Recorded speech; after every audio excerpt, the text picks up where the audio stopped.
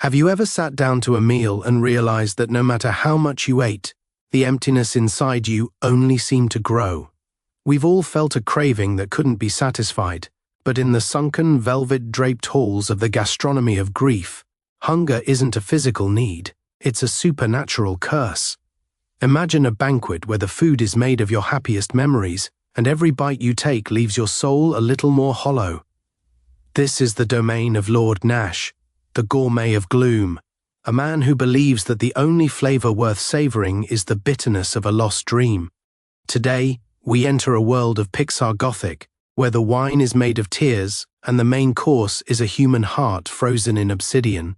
We follow the story of Pip, a kitchen urchin with skin like dough and eyes like silver spoons, who must find a way to feed a master who can never be full.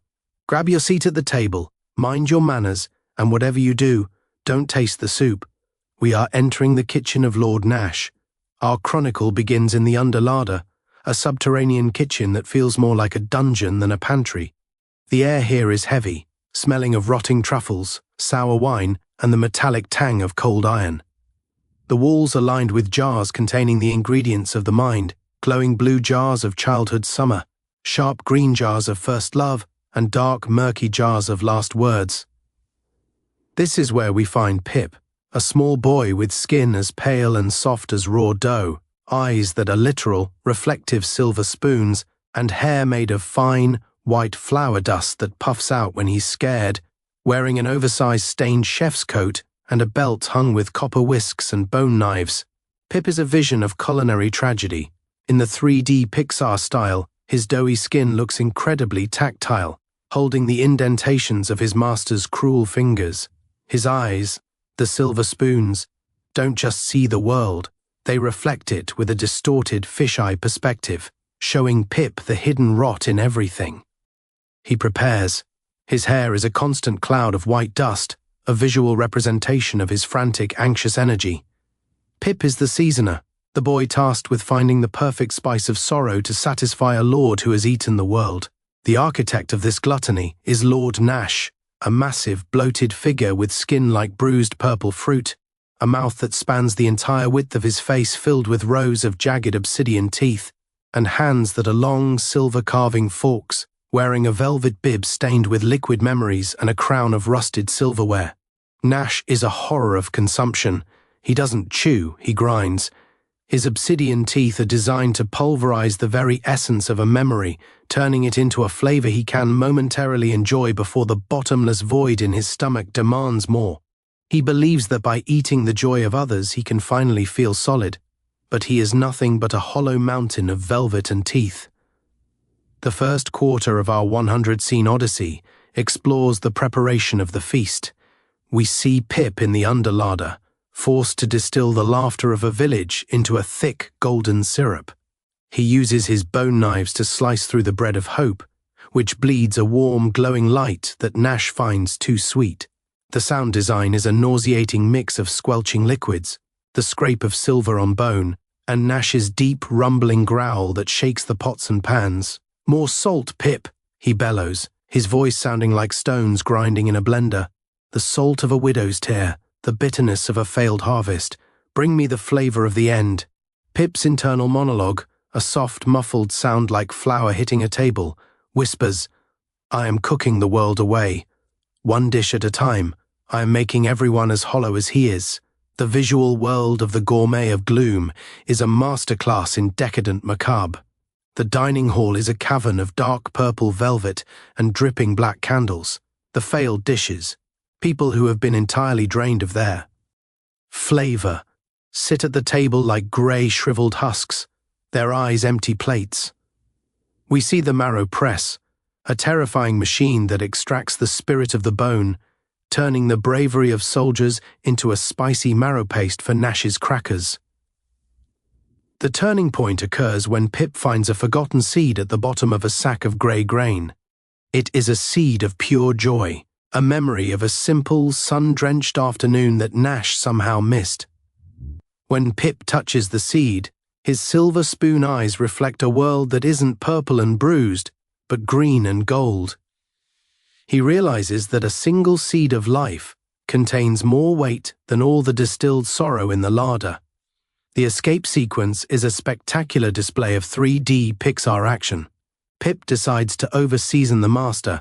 He takes the seed of joy and plants it directly into the center of Nash's main course, a giant soufflé of size. As the soufflé enters the dining hall, it begins to rise, but instead of air, it fills with the light of 1,000 suns. The 3D textures of the glowing bread are blinding, casting long, sharp shadows against the purple velvet. The feast of the sun begins. As Lord Nash takes a massive bite, his obsidian teeth crack. The joy isn't a flavor he can grind, it's a life force that begins to grow inside him. In a grand cinematic sequence, green vines and golden wheat begin to erupt from Nash's mouth and skin. The bottomless hunger is being filled by a bottomless growth. Nash shrieks, a sound like a shattering porcelain plate, as his bloated purple body is transformed into a massive living garden. Pip faces the remains of Lord Nash at the center of the dining hall. Nash is no longer a man. He has become a hollowed tree, his silver fork hands now the branches of a weeping willow that produces sweet, edible fruit. The velvet bib has turned into soft moss, and the crown of silverware is now a nest for glowing birds.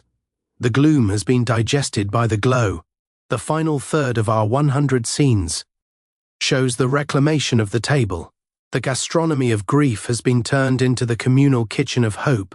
The jars of stolen memories have been opened, and the glowing essences are returning to the people of the valley, filling their grey husks with colour and life. Pip is the head chef, but he no longer seasons with sorrow. He is the gourmet of grace. His doughy skin has turned into a warm, sun-baked tan, and his silver spoon eyes now reflect a world of abundance and sharing. We see the legacy of the bottomless hunger. The black candles have been replaced by honey lamps, and the silver carving forks have been melted down to make the ploughs for the new fields.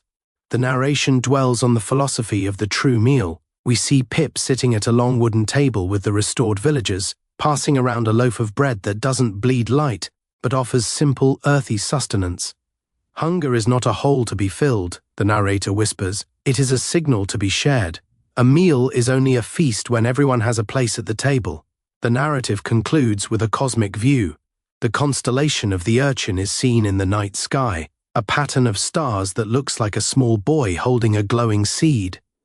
The white flower dust of Pip's hair has become the stars of the Milky Way, a sprinkle of light across the dark canvas of the universe. The story of the Gourmet of Gloom has come to a close, but the harvest of hope goes on forever. As the final scenes play out, we see a single obsidian tooth lying in the grass. It is no longer sharp or hungry. A child picks it up and uses it as a stone to build a hearth for a fire. The tooth is no longer a weapon of consumption. It is a foundation for warmth. Pip looks at the camera, his silver eyes glowing with a soft, steady light. He has found the secret. You cannot eat the world to feel full, but you can plant a garden to feel whole. His hunger was his struggle, and his harvest is his masterpiece, the journey through. The 100 scenes of the Gourmet of Gloom is a journey of turning consumption into contribution. Pip showed us that the most bitter dish can be the soil for the sweetest fruit. The story ends where it began, with a meal, but now, instead of a theft, it is a gift.